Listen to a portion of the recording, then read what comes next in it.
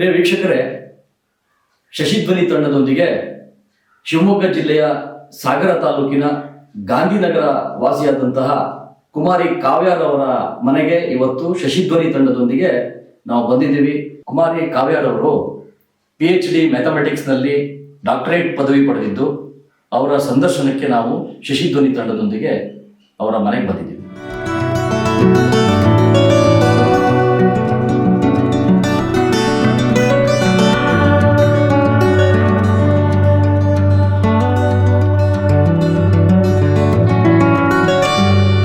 ನಮಸ್ಕಾರ ಕಾವ್ಯಾರವರು. ನಮಸ್ಕಾರ. ಶಶಿಧ್ವನಿ ವೀಕ್ಷಕರಿಗೆಲ್ಲ ನನ್ನ ನಮಸ್ಕಾರ. ಮೇಡಮ್, ನೀವು ಯಾವ ಯೂನಿವರ್ಸಿಟಿನಲ್ಲಿ ಸಂಶೋಧನೆ ಮಾಡಿದ್ದು ಮತ್ತು ನಿಮ್ಮ ಶಿಕ್ಷಣ ಕ್ಷೇತ್ರದಲ್ಲಿ ನಡೆದು ಬಂದ ಹಾದಿಯ ಬಗ್ಗೆ ನಮ್ಮ ವೀಕ್ಷಕರಿಗೆ ತಿಳಿಸಬಹುದಾ? ನಾನು ಮಾಸ್ಟರ್ ಡಿಗ್ರಿ ಮಾಡಿದ್ದು ಕುವೆಂಪು ಯೂನಿವರ್ಸಿಟಿಯಲ್ಲಿ. ಅಲ್ಲೇ GL ಆಗಿ ಕೂಡ ಒಂದು ವರ್ಷ ಕೆಲಸ ಮಾಡಿದೆ. ನಂತರ ಅಲ್ಲೇ PhD ಕೂಡ ಅಲ್ಲೇ ಸೇರ್ಕೊಂಡೆ. ಮ್ಯಾಥ್ಸ್ ಅಲ್ಲಿ PhD ಮಾಡಿದ್ದು. ಮೇಡಮ್, ನೀವು PhDಯಲ್ಲಿ ಯಾವ ವಿಷಯದ ಬಗ್ಗೆ ಪ್ರಬಂಧವನ್ನು ಮಂಡಿಸಿದ್ದೀರಿ, ನಮ್ಮ ವೀಕ್ಷಕರಿಗೆ ತಿಳಿಸಬಹುದಲ್ಲ? ಖಂಡಿತ. ನಾನು ಮಾಡಿರೋಂಥ ವಿಷಯ modified theories of general relativity ಅಂತ. ಜನರಲ್ ರಿಲೇಟಿವಿಟಿ ನಮಗೆ ಗೊತ್ತಿರೋ ಹಾಗೆ ಐನ್ಸ್ಟೀನ್ ಅವರು ಪ್ರಪೋಸ್ ಮಾಡಿರೋಂಥದ್ದು. ಅವರು ಪ್ರಪೋಸ್ ಮಾಡಿದಾಗ ಅದು ತುಂಬಾನೇ ಫೇಮಸ್ ಥಿಯರಿ ಆಗಿದ್ರು ಕೂಡ ಅಲ್ಲಿ ಒಂದು ಪ್ರಾಬ್ಲಮ್ ಇತ್ತು. ಏನ್ ಹೇಳುತ್ತಪ್ಪ ಅದು ಐನ್ಸ್ಟೀನ್ ಥಿಯರಿ ಅಂತಂದ್ರೆ, ಯೂನಿವರ್ಸ್ ಹೇಗೆ ಹುಟ್ಟಿತು, ಈಗ ಏನಾಗ್ತಾ ಇದೆ, ಮುಂದೆ ಏನಾಗ್ಬೋದು ಅನ್ನೋದನ್ನ ಹೇಳ್ತಾ ಹೋಗ್ತಾರೆ ಅದರಲ್ಲಿ. ಆದ್ರೆ ಅವರು ಕೂಡ ಐನ್ಸ್ಟೀನ್ ಕೂಡ ಒಂದು ಬ್ಲಂಡರ್ ಅಲ್ಲಿ ಸಿಕ್ಕಾಕೊಂತಾರೆ. ಅದನ್ನ ಅವರೇ ಹೇಳ್ತಾರೆ ಮೈ ಗ್ರೇಟೆಸ್ಟ್ ಬ್ಲಂಡರ್ ಅಂತ, ಆಡಿಂಗ್ ಆಫ್ ಲ್ಯಾಂಬ್ಡಾ ಅನ್ನೋದನ್ನ. ಸೊ ಐನ್ಸ್ಟೀನ್ ಥಿಯರಿ ಕೂಡ ತುಂಬಾನೇ ಸಕ್ಸಸ್ಫುಲ್ ಆಗಿದ್ರು ಕೂಡ ಅದರಲ್ಲೂ ಕೂಡ ಪ್ರಾಬ್ಲಮ್ಗಳಿದಾವೆ. ಈ ಒಂದು ಕಾರಣದಿಂದ ಐನ್ಸ್ಟೀನ್ ಥಿಯರಿನ ಮಾಡಿಫೈ ಮಾಡಬೇಕಾಗಿ ಬಂತು. ಈ ವಿಷಯದ ಬಗ್ಗೆ ನಾನು ನನ್ನ PhDಲಿ ಸ್ಟಡಿ ಮಾಡಿದ್ದು ಮಾಡಿಫೈಡ್ ಥಿಯರೀಸ್ ಆಫ್ ಗ್ರಾವಿಟಿ ಅಂತ. ಇದರಲ್ಲಿ ಎಲ್ಲರಿಗೂ ಸಾಮಾನ್ಯವಾಗಿ ಗೊತ್ತಿರತ್ತೆ, ಈ ಸೈನ್ಸ್ ಫಿಕ್ಷನ್ ನೋಡೋರಿಗಂತೂ ಈ worm concept, black hole concept ಇಂಥದ್ದೆಲ್ಲ ಒಂದಷ್ಟು ಪರಿಚಯ ಇದ್ದೇ ಇರುತ್ತೆ. ಫಾರ್ ಎಕ್ಸಾಂಪಲ್ ಇಂಟರ್ಸ್ಟೆಲ್ಲರ್ ಮೂವಿ ಅಂತೆಲ್ಲ ನೋಡಿರ್ಬೋದು. ಅದರಲ್ಲೆಲ್ಲ ಸೈನ್ಸ್ ಫಿಕ್ಷನ್ ಇಂದೆಲ್ಲ ಹೇಳಿರ್ತಾರೆ. ಆದ್ರೆ ಅದನ್ನ ಸೈನ್ಸ್ ಫಿಕ್ಷನ್ ಆಗದೇನೆ ಸೈಂಟಿಫಿಕಲಿ ಅದ್ ಏನ್ ಹೇಳ್ತಾ ಇದೆ, ಮ್ಯಾಥಮೆಟಿಕಲಿ ಅದ್ ಏನ್ ಹೇಳ್ತಾ ಇದೆ, ಜಾಮೆಟ್ರಿಕಲಿ ಅದ್ ಏನ್ ಹೇಳ್ತಾ ಇದೆ ಅನ್ನೋದನ್ನ ನನ್ನ PhDಲಿ ನಾನು ಸ್ಟಡಿ ಮಾಡಿದ್ದೀನಿ.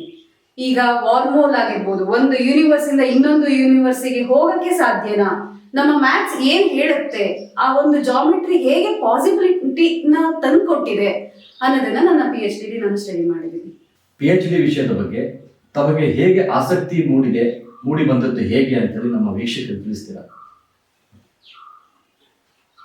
ಮೊದಲನೇದಾಗಿ ಈ ವಿಷಯದ ಬಗ್ಗೆ ಹೇಗೆ ಆಸಕ್ತಿ ಬಂದಿದೆ ಅನ್ನೋಕ್ಕಿಂತ ಫಸ್ಟ್ PhD ಬಗ್ಗೆ ಹೇಗೆ ಆಸಕ್ತಿ ಬಂದಿದೆ ಅಂತ ಹೇಳ್ತೀನಿ. ನಾನಿಲ್ಲಿ PUC ಮಾಡಿದ್ದು ಗೌರ್ಮೆಂಟ್ ಕಾಲೇಜ್ ಸಾಗರ. ಅಲ್ಲಿ ನನಗೆ ಮ್ಯಾಥಮೆಟಿಕ್ಸ್ ಅಲ್ಲಿ ಒಬ್ರು ಲೆಕ್ಚರರ್ ಇದ್ರು, KHV ಸರ್ ಅಂತ.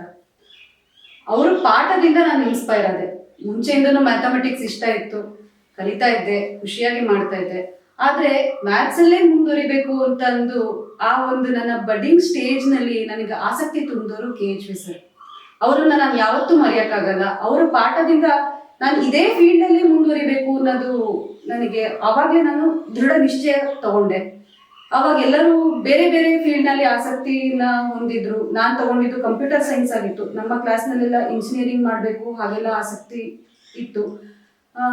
ಆದ್ರೆ ನನಗೆ PhDನೇ ಮಾಡಬೇಕು ಅನ್ನೋದು ಒಂದು ಕನಸು ಮೂಡಿದ್ದು ಆ ಒಂದು ಸ್ಟೇಜ್ ಅಲ್ಲಿ. ನಂತರದಲ್ಲಿ ನಾನು ಆ ಒಂದು ಕನಸನ್ನ ಬೆನ್ನು ಹತ್ಕೊಂಡು BSc ಮಾಡಿದೆ. BScಲಿ physics, maths, computer science Indira Gandhi ಕಾಲೇಜಲ್ಲಿ ಮಾಡಿದ್ದು. ಅಲ್ಲೂ ಕೂಡ ತುಂಬಾ ಒಳ್ಳೊಳ್ಳೆ ಗುರುಗಳು ಸಿಕ್ಕಿದ್ರು. ಆ ಒಂದು ಕಾರಣದಿಂದ ಇನ್ನೂ ಪುಷ್ಟಿ ನೀಡ್ತು PhD ಮಾಡಲೇಬೇಕು ಅನ್ನೋ ಹಾಗೆ. ಹಾಗಾಗಿ ಮ್ಯಾಥಮೆಟಿಕ್ಸ್ ಅಲ್ಲಿ ನಾ ಹೇಳ್ದಾಗೆ ಕುವೆಂಪು ಯೂನಿವರ್ಸಿಟಿಲಿ ಸೇರ್ಕೊಂಡೆ. ಇನ್ನ ಇದೇ ವಿಷಯ ಯಾಕೆ ಅನ್ನೋದೊಂದು ಪ್ರಶ್ನೆಗೆ ನಾನು ಮ್ಯಾಥಮೆಟಿಕ್ಸ್ ನಲ್ಲಿ MSc ಮಾಡಾದ್ಮೇಲೆ ನಾ ಹೇಳ್ದಾಗೆ ಅಲ್ಲೇ ಒಂದು ವರ್ಷ ಗೆಸ್ಟ್ ಫ್ಯಾಕಲ್ಟಿಯಾಗಿ ವರ್ಕ್ ಮಾಡಿದೆ. ಅವಾಗ ನಾನು ತಗೊಳ್ಬೇಕಾದಂತ ಸಬ್ಜೆಕ್ಟ್ ಬಂದಿದ್ದು ಡಿಫರೆನ್ಷಿಯಲ್ ಜಾಮೆಟ್ರಿ. ಯಾವಾಗಲೂ ಟೀಚರು ಬೆಸ್ಟ್ ಸ್ಟೂಡೆಂಟ್ ಆಗಿರ್ತಾರೆ.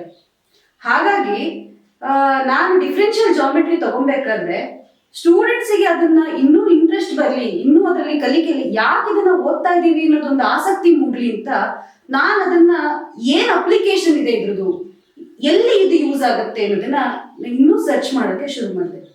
ನನಗೆ ಅವಾಗ ಇದು ಕಂಡಿದ್ದು ಸ್ಪೇಸ್ ಟೈಮ್ ಜಾಮೆಟ್ರಿ, ಎಲ್ಲಿ ಐನ್ಸ್ಟೀನ್ ಥಿಯರಿ ಎಲ್ಲಿ ಯೂಸ್ ಆಗ್ತಿದೆ, ಇದ್ರ ಅಂಡರ್ಲೈನ್ ಏನಿದೆ ಡಿಫ್ರೆನ್ಷಿಯಲ್ ಜಾಮೆಟ್ರಿ, ನಮ್ಮ ಮ್ಯಾಥಮೆಟಿಕ್ಸ್ ಇದ್ರದ್ದು ಫೌಂಡೇಶನ್ ಅನ್ನೋದು ಅರ್ಥ ಆಯ್ತು. ಸೊ ನಾನು ಅದನ್ನ ಸ್ಟೂಡೆಂಟ್ಸಿಗೆ ಹೇಳ್ತಾ ನಾನು ಅದನ್ನ ತುಂಬಾ ಕಲಿತಾ ನನಗೆ ಯಾಕೆ ಇದ್ರಲ್ಲೇ ನಾನು PhD ಮಾಡಬಾರ್ದು ಅನ್ನೋದೊಂದು ಆಸಕ್ತಿ ಮೂಡಿತು. ಹಾಗಾಗಿ ನಮ್ಮ ಗುರುಗಳಾದಂಥ ಪ್ರೊಫೆಸರ್ ವೆಂಕಟೇಶ್ ಸರ್ ಅವ್ರ ಹತ್ರ ಅಲ್ಲಿ ಹೋಗಿ ಕೇಳಿದಾಗ ಅವರು ಪ್ಯೂರ್ ಮ್ಯಾಥಮೆಟಿಕ್ಸ್ ಎಕ್ಸ್ಪರ್ಟ್. ಅವರು ಕುವೆಂಪು ಯೂನಿವರ್ಸಿಟಿಯ ಪ್ರೊಫೆಸರ್, ಪ್ಯೂರ್ ಮ್ಯಾಥಮೆಟಿಕ್ಸ್ ಅಲ್ಲಿ ಅವರು ಎಕ್ಸ್ಪರ್ಟ್ ಇದ್ದಾರೆ. ನಾನು ಅವ್ರ ಹತ್ರ ಇದೊಂದು ಮಾಡ್ತೀನಿ ಅಂತ ಕೇಳಿದಾಗ ಅವರು ಖುಷಿಯಿಂದ ಒಪ್ಕೊಂಡು ಸಪೋರ್ಟ್ ಮಾಡಿದ್ರು. ಇದು ಒಂದು ಅವ್ರನ್ನ ನಾನು ಯಾವತ್ತೂ ನೆನ್ಸ್ಕೊಳ್ಳೇಬೇಕು. ಯಾಕಂದ್ರೆ ಒಬ್ರು ಪ್ರೊಫೆಸರ್ ಇದ್ದಾರೆ ಅಂತಂದ್ರೆ ಅವರ ಸಬ್ಜೆಕ್ಟ್ ಅನ್ನ ಬಿಟ್ಟು ಸ್ಟೂಡೆಂಟ್ಸ್ಗೆ ಇನ್ನೊಂದು ಬೇರೆ ಸಬ್ಜೆಕ್ಟ್ ಕೊಡೋದು ಕಷ್ಟ. ಆದ್ರೆ ನನ್ನ ಆಸಕ್ತಿನ ನೋಡಿ ನನ್ನ ಮೇಲೆ ನಂಬಿಕೆ ಇಟ್ಟು ಇದೇ ಮಾಡು ಅಂತಂದು ನನಗೆ ಹುರಿದುಂಬಿಸಿದ್ರು. ಸೊ ಹೀಗೆ ಶುರು ಆಯ್ತು ನನ್ನ PhD ಜರ್ನಿ ಮತ್ತು ಈ ಸಬ್ಜೆಕ್ಟ್. ನಿಮ್ಮ PhD ಜರ್ನಿ ಬಗ್ಗೆ ನಮ್ಮ ವೀಕ್ಷಕರಿಗೆ ಒಂದಿಷ್ಟು ಎಕ್ಸ್ಪ್ಲೇನ್ ಮಾಡ್ಬೋದಾ? ನಾನು ಆಗ್ಲೇ ಹೇಳ್ದಂಗೆ ನಮ್ಮ ಗೈಡು ನನ್ನ ಬೆನ್ನೆಲುಬಾಗಿ ನಿಂತು ನನಗೆ ಒಂದು ಸಪೋರ್ಟ್ ಅನ್ನ ಮಾಡಿದ್ರು. ನೀ ಏನ್ ಮಾಡ್ತೀಯ ಮಾಡು, ಎಷ್ಟಾದ್ರೂ ಮಾಡು ಅಂತ ಒಂದು ಫ್ರೀಡಮ್ ಅನ್ನ ಕೊಟ್ರು. ಬಹುಶಃ ನಾನು ಆ ಫ್ರೀಡಮ್ ಅವರು ಕೊಟ್ಟಿದ್ದಕ್ಕೆ ಅದನ್ನ ಸದುಪಯೋಗ ಪಡಿಸ್ಕೊಂಡು ನನ್ನ 100% ಶ್ರಮನ ಕೊಟ್ಟೆ. ಇದರಲ್ಲಿ ನನಗೆ ಸುಮಾರಷ್ಟು ಜನ ಸಹಾಯ ಮಾಡಿದವರಿದ್ದಾರೆ. ಮೊದಲನೇದಾಗಿ ಇದನ್ನ ಒಂದು ಮಾಡಬೇಕು ಅಂತ ಅಂದಾಗ ಈ ಫೀಲ್ಡಲ್ಲಿ ಹೇಗೆ ಶುರು ಮಾಡಬೇಕು, ಯಾವ ಥರ ಇರುತ್ತೆ, ರಿಸರ್ಚು ಹೊಸದು. ಹಾಗಿದ್ದಾಗ ಹುಡುಕ್ತಾ ಹೋದೆ. ನನಗೆ ನಮ್ಮ ಸೀನಿಯರ್ ಆದಂಥ ದೇವರಾಜ್ ಸರ್ ಅವರು ಈ ಥರ ಮಾರ್ಗದಲ್ಲಿ ಹೋಗು ಅನ್ನೋದನ್ನ ತುಂಬಾನೇ ಸಪೋರ್ಟ್ ಮಾಡಿದ್ರು. ಜೊತೆಗೆ ಅದಲ್ದೇನೆ ಬಿಟ್ಸ್ ಅಲ್ಲಿ ಕೂಡ ಕೊಲಾಬ್ರೇಷನ್ ಮಾಡಿದೆ. ಬಿಟ್ಸ್ ಪಿಲಾನಿ ಹೈದರಾಬಾದ್ ಕ್ಯಾಂಪಸ್ ಅಲ್ಲಿ ನನ್ನ ಇನ್ನೊಬ್ರು ಗುರುಗಳಿದ್ದಾರೆ, PK ಸಾಹು ಸರ್. ಸೊ ಇವರೆಲ್ಲರ ಸಪೋರ್ಟ್ ಇಂದ ನನ್ನ ಈ ಒಂದು PhD ಜರ್ನಿ ಸ್ಟಾರ್ಟ್ ಆಯ್ತು. ಒಂದಷ್ಟು ಈ PhD ಜರ್ನಿಲಿ 22 ಪೇಪರ್ಗಳನ್ನ ಮಾಡಿದ್ದೀನಿ. ಜೊತೆಗೆ ನನ್ನ ವರ್ಕ್ನ ನೋಡಿ ನನ್ನ ಗುರುಗಳು ಇನ್ನೂ 3 ಜನ ಸ್ಟೂಡೆಂಟ್ಸ್ನ ನನಗೆ ಅಸೈನ್ ಮಾಡಿದ್ರು. ಅವರು ಕೂಡ ಇವತ್ತು ಚೆನ್ನಾಗಿ ಕಲಿತು ತುಂಬಾ ಒಳ್ಳೊಳ್ಳೆ ವರ್ಕ್ ಮಾಡ್ತಾ ಇದ್ದಾರೆ. ಸುಧಾ, ಚೈತ್ರ ಮತ್ತೆ ವರ್ಷ ಇವರೆಲ್ಲ ತುಂಬಾ ಒಳ್ಳೊಳ್ಳೆ ವರ್ಕ್ಗಳನ್ನ ಮಾಡ್ತಾ ಇದ್ದಾರೆ. ಅದು ಒಂದು ಹೆಮ್ಮೆ ಇದೆ. ನಾನು ಈ ಏನೇ ಕೆಲಸ ಆದ್ರೂ ಒಬ್ರೇ ಅದ್ರದ್ದು ಫಲ ಅನುಭವಿಸೋದ್ರಲ್ಲಿ ಏನು ಸುಖ ಇರಲ್ಲ. ಕಲ್ತ್ರೆ ವಿದ್ಯೆ 4 ಜನಕ್ಕೆ ಹಂಚ್ಬೇಕು. ಹಾಗಾಗಿ ನನಗೊಂದು ಖುಷಿ ಇದೆ, ಈಗ ಅಲ್ಲೊಂದು ಟೀಮ್ ಬಿಲ್ಡ್ ಆಗಿದೆ. ಈ ಒಂದು ವಿಷಯದ ಮೇಲೆ ವರ್ಕ್ ಮಾಡ್ತಿರೋಂತ ಒಂದು ಟೀಮ್ ಬಿಲ್ಡ್ ಆಗಿದೆ. ಸೊ ಅದೊಂದು ಖುಷಿ ಇದೆ. ಹಾಗೆ ಈ ಒಂದು ಜರ್ನಿಲಿ ನಾನು ಹೇಳಿದ ಹಾಗೆ 22 ಪೇಪರ್ಗಳು ಕೂಡ ಎಲ್ಲ ಟಾಪ್ ಜರ್ನಲ್ಗಳಲ್ಲಿದೆ. ಒಂದು ಈಗ ನನಗೆ ಸದ್ಯದಲ್ಲಿ 2 APJ ಪೇಪರ್, ಆಸ್ಟ್ರೋಫಿಸಿಕಲ್ ಜರ್ನಲ್ ಮತ್ತೆ 2 MNRS ಪೇಪರ್ ಇದೆ. ಆಸ್ಟ್ರೋಫಿಸಿಕಲ್ ಜರ್ನಲ್ ಅನ್ನೋಂಥದ್ದು ಫಿಸಿಕ್ಸ್ ಅಂಡ್ ಮ್ಯಾಥಮೆಟಿಕ್ಸ್ ಕ್ಯಾಟಗರಿಯಲ್ಲಿ ಇಡೀ ವರ್ಲ್ಡ್ ಅಲ್ಲಿ ಅದು 2nd ಪ್ಲೇಸ್ ನಲ್ಲಿ ಇರೋಂಥದ್ದು, 2nd ರ್ಯಾಂಕ್ ಜರ್ನಲ್ ಇದೆ ಅದು ಅಂತ ಟಾಪ್ ರ್ಯಾಂಕ್ ಜರ್ನಲ್. ಮತ್ತೆ MNRS ಅನ್ನೋದು 5th ರ್ಯಾಂಕ್ ಅಲ್ಲಿ ಇದೆ. ಸೊ ಅದರಲ್ಲಿ ಪಬ್ಲಿಷ್ ಆಗಿರೋದು ತುಂಬಾ ಸಂತೋಷದ ವಿಷಯ. ಹಾಗೇನೆ 89th ಆನ್ಯುಯಲ್ ಮೀಟ್ ಅಲ್ಲಿ ನನಗೆ ಬೆಸ್ಟ್ ರಿಸರ್ಚ್ ಪೇಪರ್ ಅವಾರ್ಡ್ ಕೂಡ ಸಿಕ್ಕಿದೆ. ಈ ಒಂದು ವಿಷಯಕ್ಕೆ ಸಂಬಂಧಪಟ್ಟಂತೆ ಎಲ್ಲಿ ನನಗೆ ನಾಲೆಡ್ಜ್ ಗೇನ್ ಮಾಡಕ್ಕಾಗತ್ತೆ, ಎಲ್ಲಿ ಪಡ್ಕೊಬಹುದು, ಹಾಗೆ ಹುಡುಕ್ತಾ ಹೋದಾಗ ಎಷ್ಟೋ ಕಾನ್ಫರೆನ್ಸಸ್ ಗಳನ್ನ ಅಟೆಂಡ್ ಮಾಡಿದೆ, ಬೇರೆ ಬೇರೆ ಇನ್ಸ್ಟಿಟ್ಯೂಷನ್ಸ್ ಗಳನ್ನ ವಿಸಿಟ್ ಮಾಡಿದೆ. ICTS ಆಗಿರ್ಬೋದು ಬೆಂಗಳೂರಿಂದು, ಅಯುಕಾ ಪುಣೆ, ಹೈದರಾಬಾದ್ ಬಿಟ್ಸ್, ಹಾಗೇನೆ ಥೈಲ್ಯಾಂಡಿಗೆ ಕೂಡ ಹೋಗಿ ಬಂದೆ ಲಾಸ್ಟ್ ಮಂತ್. ಇದರಲ್ಲಿ ಎಷ್ಟೋ ಎಕ್ಸ್ಪರ್ಟ್ಸ್ ಗಳನ್ನ ಭೇಟಿಯಾಗಿ ಅವರ ಜೊತೆ ಕಾಂಟ್ಯಾಕ್ಟ್ ಮಾಡಿ ಎಷ್ಟೋ ಪ್ರಾಬ್ಲಮ್ಸ್ ಗಳನ್ನ ಅವ್ರ ಜೊತೆ ಡಿಸ್ಕಸ್ ಮಾಡಿ ಅವ್ರ ಒಪಿನಿಯನ್ಸ್ ನ ಪಡ್ಕೊಂಡು ಇದರಿಂದ ನನಗೆ ನನ್ನ ನಾಲೆಡ್ಜ್ ಗೇನ್ ಆಗ್ತಾ ಹೋಯ್ತು. ಇದು ತುಂಬಾನೇ ಸಹಾಯ ಆಯ್ತು. ಮುಂದಿನ ಪೀಳಿಗೆಗೆ ನಿಮ್ಮ ಸಲಹೆ ಸಹಕಾರ ಯಾವ ರೀತಿ ಇರುತ್ತೆ ಮತ್ತು ಅವರಿಗೆ ಏನು ಹೇಳಲಿಕ್ಕೆ ಬಯಸ್ತೀರಿ ನಮ್ಮ ವೀಕ್ಷಕರಿಗೆ ತಿಳಿಸ್ಬೇಕು. ಸಕ್ಸಸ್ಸಿಗೆ ಯಾವುದೇ ಶಾರ್ಟ್ ಕಟ್ ಇಲ್ಲ ಅಂತ ಹೇಳ್ತಾರೆ. ನಾನು ನನ್ನ ನೆಕ್ಸ್ಟ್ ಜನರೇಷನ್ ಅವರಿಗೆ ಹೇಳೋದೇನಂತಂದ್ರೆ, ಸಕ್ಸಸ್ ಬೇಕು ಅಂತಂದ್ರೆ ಹಾರ್ಡ್ ವರ್ಕ್ ಮಾಡಲೇಬೇಕಾಗುತ್ತೆ. ಇವಾಗ ಎಷ್ಟು ಎಐಗಳು ಬಂದು ಏನೇ ನಮ್ಮ ಹುಡುಗರಿಗೆ ಏನೇ ಕ್ವಶನ್ಸ್ ಕೊಟ್ರು ಅವರು ಯೋಚನೆ ಮಾಡೋಕ್ಕಿಂತ ಅದ್ರಲ್ಲಿ ಹಾಕ್ಬಿಡೋಣ, ಚಾಟ್ ಜಿಪಿಟಿ ಏನ್ ಹೇಳುತ್ತೆ ನೋಡೋಣ, ಅದನ್ನೇ ತಗೊಂಡ್ಬಿಡೋಣ ಅಂತ ಒಂದು ಯೋಚನೆ ಮಾಡ್ತಾರೆ. ಎಲ್ಲ ಏನ್ ಎ ಆಗ್ಲಿ ಅಥವಾ ಯಾವುದೇ ಸಾಫ್ಟ್ವೇರ್ ಆಗ್ಲಿ ಎಲ್ಲದ್ರದ್ದು ಪರಿಚಯ ಇರಬೇಕು, ಆದ್ರೆ ಆಸಕ್ತಿಯಿಂದ ಕಲಿಬೇಕು. ಅದನ್ನ ಹೇಗೆ ಯೂಸ್ ಮಾಡ್ಕೊಬೇಕು ಅನ್ನೋದನ್ನ ಯೋಚನೆ ಮಾಡ್ಬೇಕು. ಹಾಗಾಗಿ ನಾನು ಈ ಯುವಜನತೆ ಹೇಳೋದೇನಂತಂದ್ರೆ, ನೀವು ನಿಮಗೋಸ್ಕರ ಓದಿ, ನಿಮಗೋಸ್ಕರ ಕಷ್ಟಪಡಿ. ನನಗೆ ಈ ವರ್ಕ್ ಮಾಡಿದ್ರೆ ನನಗೆ ಈ ಕೆಲಸ ಸಿಗತ್ತೆ ಯಾವುದೋ ಒಂದು ಉದ್ದೇಶದಿಂದ ಆ ತರ ಓದೋದ್ ಬೇಡ. ನಾವು ಚೆನ್ನಾಗಿ ಓದಿದ್ರೆ, ನಮ್ಮಲ್ಲಿ ನಾವು ಸ್ಕಿಲ್ ಡೆವಲಪ್ ಮಾಡ್ಕೊಂಡ್ರೆ ಖಂಡಿತವಾಗ್ಲೂ ಒಳ್ಳೆ ಕೆಲಸ ಸಿಕ್ಕೇ ಸಿಗತ್ತೆ. ಇವಾಗ ನಾನು PhD ಮಾಡುವಂತ ಆಸಕ್ತಿ ಇರುವಂತ ಮಕ್ಕಳಿಗೆ ಹೇಳೋದಾದ್ರೆ, ಇಲ್ಲಿ ತುಂಬಾ ಒಳ್ಳೆ ಆಪರ್ಚುನಿಟಿ ಇದೆ. PhD ಮಾಡಿದ್ರು ಕೆಲಸ ಸಿಗ್ಲಿಲ್ಲ ಹಾಗೆಲ್ಲ ಏನೂ ಇಲ್ಲ. ನಾವು ಯಾವುದೇ ಕೆಲಸ ಮಾಡಿದ್ರು ಅದರಲ್ಲಿ ಶ್ರದ್ಧೆ ಇದ್ರೆ ಯಾವುದೇ ಕೆಲಸ ಆದ್ರೂ ಅದ್ರಲ್ಲಿ ಸಕ್ಸಸ್ ಸಿಕ್ಕೇ ಸಿಗತ್ತೆ. ಹಾಗೆ ಈಗ ಜಾಬ್ ಆಪರ್ಚುನಿಟೀಸ್ ಕೂಡ ತುಂಬಾನೇ ಇದೆ. ಇಲ್ಲಿ ಕ್ವಾಲಿಫಿಕೇಶನ್ ಅಥವಾ ನೀವು ಅದರಲ್ಲಿ ಎಕ್ಸ್ಪರ್ಟ್ ಆಗಿದ್ದೀರಾ ಅನ್ನೋದು ಇಂಪಾರ್ಟೆಂಟ್ ಆಗುತ್ತೆ. ಜಸ್ಟ್ ನಾನೊಂದು ಡಿಗ್ರಿಗೆ ಮಾಡ್ತೀನಿ ಅಂತಂದ್ರೆ ಎಲ್ಲೂ ಸಾಕಾಗೋದಿಲ್ಲ. ನಮ್ಮ ಆಸಕ್ತಿ ತುಂಬಾನೇ ಇಂಪಾರ್ಟೆಂಟ್ ಆಗತ್ತೆ. ಹಾಗಾಗಿ ಶ್ರದ್ಧೆಯಿಂದ ಓದಿ, ಪೇರೆಂಟ್ಸಿಗೆ ಗೌರವ ಕೊಡಿ. ಹೀಗೆ ಒಂದು ಒಳ್ಳೆ ರೀತಿಯಲ್ಲಿ ನಮ್ಮ ಯುವಜನತೆ ಮುಂದುವರೆದ್ರೆ ಉತ್ತಮವಾದ ಸಮಾಜವನ್ನ ನಿರ್ಮಿಸಬಹುದು ಅನ್ನೋದು ನನ್ನ ನಂಬಿಕೆ. ಮೇಡಮ್, ನಿಮ್ಮ ತಂದೆ ತಾಯಿ ಬಗ್ಗೆ ಅವ್ರು ಯಾವ ರೀತಿ ಸಪೋರ್ಟ್ ಮಾಡಿದ್ರು ನಿಮ್ಮ PhDಗೆ, ಮತ್ತು ನಿಮ್ಮ ಹವ್ಯಾಸಗಳೇನು ಅಂತ ಹೇಳಿ ನಮ್ಮ ಪ್ರೇಕ್ಷಕರಿಗೆ. ಖಂಡಿತವಾಗ್ಲೂ PhD ಮಾಡೋದ್ರಲ್ಲಿ ಅಪ್ಪ ಅಮ್ಮನ ಸಪೋರ್ಟ್ ತುಂಬಾನೇ ಇದೆ. ಹಾಗೆ ನಾ PhD ಮಾಡ್ಬೇಕು ಅನ್ನೋದು ನಮ್ಮ ತಾತ ಅವ್ರ ಕನಸು ಕೂಡ.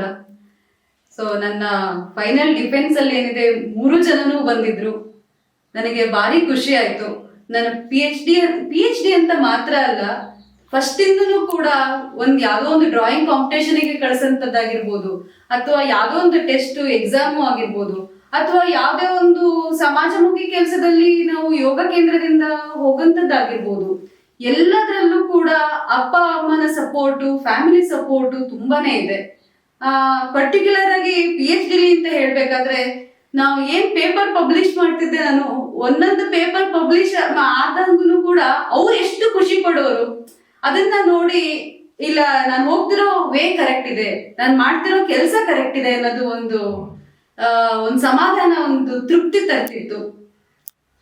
ಅಪ್ಪ ಶಶಿಕಾಂತ್ ಸಾಮಕ್, ಅಮ್ಮ ಶ್ರೀಮತಿ ಜ್ಯೋತಿ ಶಶಿಕಾಂತ್ ಸಾಮಕ್, ಇಬ್ರು ಕೂಡ ಯೋಗ ಟೀಚರ್ಸು. ನಮ್ಮ ನಿಸರ್ಗ ಯೋಗ ಕೇಂದ್ರ ಇದೆ, ಅಲ್ಲಿ ಅಮ್ಮನೇ ಸ್ಥಾಪನೆ ಮಾಡಿದಂತ ಯೋಗ ಕೇಂದ್ರ. ಹಾಗಾಗಿ ಅವರು ನನಗೆ ಇನ್ಸ್ಪಿರೇಷನ್. ಅವರ ಒಂದು ಲೀಡರ್ಶಿಪ್ ಕ್ವಾಲಿಟಿ ಆಗಿರ್ಬೋದು, ಅವರು ಎಷ್ಟು ಜನರ ಪ್ರೀತಿ ಗಳಿಸಿದ್ದಾರೆ. ಯೋಗ ಕೇಂದ್ರದಲ್ಲೂ ಕೂಡ ಪ್ರತಿಯೊಬ್ರು ಅವರನ್ನ ಹಚ್ಕೊಂಡು ಹೋಗುವಂಥದ್ದು, ಇದೆಲ್ಲ ನೋಡಿ ಸಮಾಜಮುಖಿಯಾಗಿ ಇರಬೇಕು. ಬರೀ ಓದು ಒಂದೇ ಅಲ್ಲ, ಹೇಗೆ ನಾವು ಸಮಾಜಮುಖಿಯಾಗಿ ಇರಬೇಕು ಅನ್ನೋದನ್ನ ಕಲಿಸಿದ್ದಾರೆ. ನನಗೆ ಹಾಬೀಸ್ ಆಗಿದ್ರು ಕೂಡ ಅದು ಕಲೆ ಅಮ್ಮನಿಂದ ಬಂದಿದಂಥದ್ದೇ. ಚಿಕ್ಕ ವಯಸ್ಸಿನಿಂದನೂ ಡ್ರಾಯಿಂಗ್ ಮಾಡ್ತಾ ಇದ್ದೆ, ಪೇಂಟಿಂಗ್ ಹಾಬೀಸ್ ಇದೆ. ಅದ್ರ ಜೊತೆಗೆ ಯೋಗದಲ್ಲಿ ಕೂಡ ಪೋಸ್ಟ್ ಗ್ರಾಜ್ಯುಯೇಷನ್ ಡಿಪ್ಲೊಮಾ ಮಾಡಿದ್ದೀನಿ, ಅದರಲ್ಲಿ 4th ರ್ಯಾಂಕ್ ಸಹ ಬಂದಿದೆ. ಇನ್ನು ನಾನು ಹಾಬೀಸ್ ಅಂತ ಹೇಳಬೇಕು ಅಂತಂದ್ರೆ ಸ್ಪಿರಿಚುವಲ್ ಪರ್ಸನ್. ಸೊ ಹಾಗಾಗಿ ನಾನು ಬುಕ್ಸ್ ಎಲ್ಲ ಒಂದಷ್ಟು ಓದ್ತೀನಿ. ನನಗೆ PhD ಮಾಡಬೇಕಾದ್ರೆ ಒಂದಷ್ಟು ಬುಕ್ಸ್ಗಳು ನನಗೆ ಇನ್ನೂ ಸ್ಟ್ರೆಂತ್ನ ತಂದುಕೊಡ್ತು. ಸೊ ಇಷ್ಟು ನನ್ನ ಹಾಬೀಸ್ ಮತ್ತೆ ನಮ್ಮ ಫ್ಯಾಮಿಲಿ ಬಗ್ಗೆ. ಸೊ ಇದು ನನ್ನ PhD ಥೀಸಿಸ್. ಇದೊಂದು ಫಾರ್ಮಲ್ಲಿ ಬರ್ಬೇಕಂದ್ರೆ, ಫಿಸಿಕಲ್ ಫಾರ್ಮಲ್ಲಿ ಬರಬೇಕು ಅಂತಂದ್ರೆ ನಾನು ಹೇಳ್ದಂಗೆ ನನ್ನ ಫ್ಯಾಮಿಲಿ ತುಂಬಾನೇ ಇಂಪಾರ್ಟೆಂಟ್. ನನ್ನ ತಮ್ಮ ಕಾರ್ತಿಕ್ ಆಗಿರ್ಬೋದು, ಅಪ್ಪ ಅಮ್ಮ ತಾತ ಇವರೆಲ್ಲರ ಸಪೋರ್ಟ್ ಇಂದ ಇದು ಒಂದು ಮಾಡೋದಕ್ಕೆ ಸಾಧ್ಯ ಆಗಿದೆ ಅಂತ ಹೇಳಕ್ಕೆ ಇಷ್ಟಪಡ್ತೀನಿ. ಕುಮಾರಿ ಕಾವ್ಯರವರೇ, ಇಲ್ಲಿವರೆಗೂ ನಮ್ಮ ಶಶಿಧ್ವನಿ ವೀಕ್ಷಕರಿಗೆ ತಮ್ಮ ಅನುಭವವನ್ನ, PhD ಅನುಭವವನ್ನ ಹಂಚಿಕೊಂಡಿದ್ದಕ್ಕೆ ನಮ್ಮ ಸಮಸ್ತ ವೀಕ್ಷಕರ ಪರವಾಗಿ ಹೃತ್ಪೂರ್ವಕ ಧನ್ಯವಾದಗಳು. ಹಾಗೇನೆ ಇನ್ನು ಮುಂದೆ ತಾವು ಇನ್ನೂ ಹೆಚ್ಚು ಹೆಚ್ಚು ಈ ಒಂದು ವಿದ್ಯಾಭ್ಯಾಸವನ್ನು ಮಾಡ್ತಾ ಇನ್ನೂ ಹೆಚ್ಚಿನ ಪದವಿಯನ್ನು ಪಡೆದು ಇನ್ನೂ ನಮ್ಮ ಏನು ಈ ವಿದ್ಯಾರ್ಥಿಗಳಿಗೆ ತಾವು ಇನ್ನೂ ಹೆಚ್ಚಿನ ಮಟ್ಟದಲ್ಲಿ ಜ್ಞಾನಾರ್ಜನೆಯನ್ನು ಪಡ್ಕೊಂಡು ಇನ್ನೂ ಪದವಿ ಪಡೀಲಿ ಅಂತೇಳಿ ನಮ್ಮ ಶಶಿಧ್ವನಿ ತಂಡದ ಪರವಾಗಿ ಹಾರೈಸ್ತೀವಿ. ಧನ್ಯವಾದಗಳು ಸರ್. ಹಾಗೆ ಸಂಪೂರ್ಣ ಶಶಿಧ್ವನಿ ತಂಡಕ್ಕೆ ನನ್ನ ಕಡೆಯಿಂದ ಹೃತ್ಪೂರ್ವಕ ಧನ್ಯವಾದಗಳು.